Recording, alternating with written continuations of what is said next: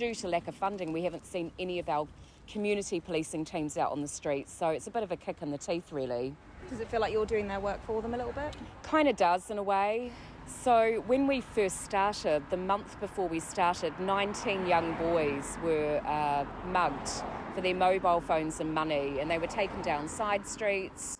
And literally, it was more of a power game, I'd say.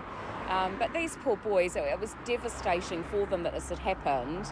We've seen a decrease in 48% in youth crime during the times that we work. So we've pretty much helped stamp it out. My son was 4 times mugged. One of them was by the same person twice. He would have him by the neck saying to his friend, "Give me everything you've got or I'm going to cut his throat."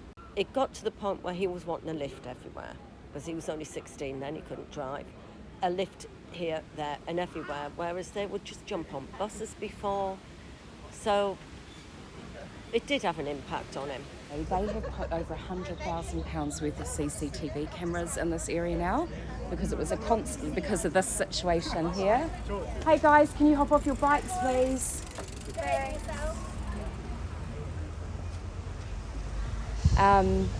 So what used to happen was, as soon as they hit the market square, this area had no coverage.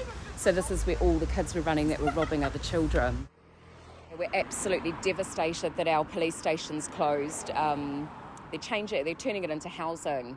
But it used to be so amazing having our neighbourhood policing team based at that police station right across from the high street and the school.